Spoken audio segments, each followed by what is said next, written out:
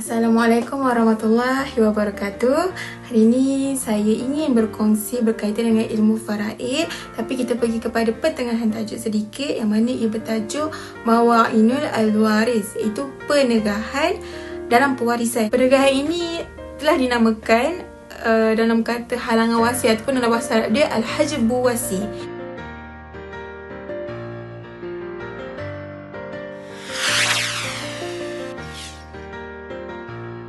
Pembunuhan. Yang pertama pembunuhan. Okey.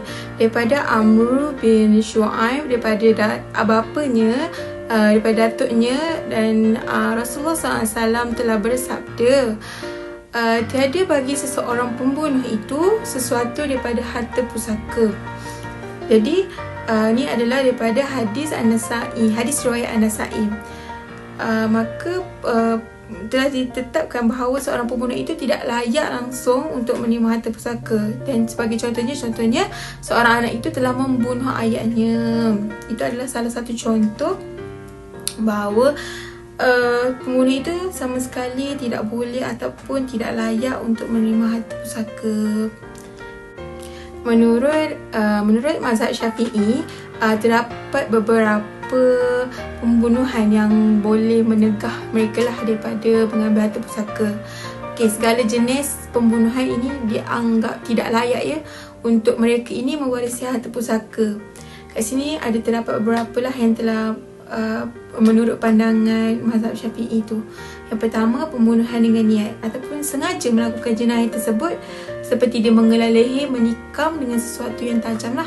Okay, yang kedua, pembunuh hampir sengaja, iaitu membunuh dengan menggunakan perkara yang tidak nampak, seperti berlaku pembunuhan yakni memukul mangsa dengan kayu kecil, iaitu dengan perlahan je, tapi boleh mengakibatkan mangsa tu mati sebab terkena tempat yang memang di titik yang boleh menyebabkan kematian lah.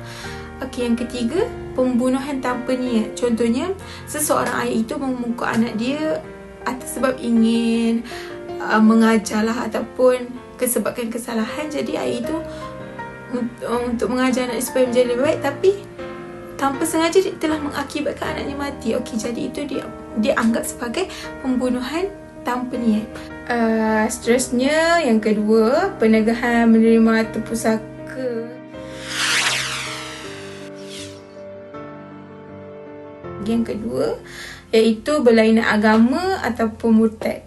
Okay. Daripada Usama bin Zaid, sesungguhnya Rasulullah SAW telah bersabda, orang Islam tidak mewarisi orang kafir dan orang kafir pun tidak akan mewarisi orang Islam. Okay. Salah satu perkara yang menegah pewarisan harta adalah berlainan agama lah, yang kafir tadi dengan Islam. Okay. Di antara ahli waris dan si mati, keduanya tidak akan mewarisi antara satu sama lain sebab kita kan berlainan agama kan. Jadi contohnya seperti anaknya Muslim, maka dia tidak akan mewarisi harta ayahnya yang kafir. Kan begitu juga sebaliknya, jika ayah dia seorang Muslim dan anaknya kafir, maka mereka tidak boleh mewarisi antara satu sama lain lah. Seterusnya kita pergi kepada orang yang murtad. Orang yang murtad ni dalam Islam telah dikategorikan sebagai orang yang kafir lah, kerana dia telah keluar daripada agama asalnya, agama Islam. Walaupun pada awalnya dia seorang yang beragama Islam kan. Okey. Masa keislaman dan kekufuran seorang itu ditentukan ketika si mati meninggal dunia.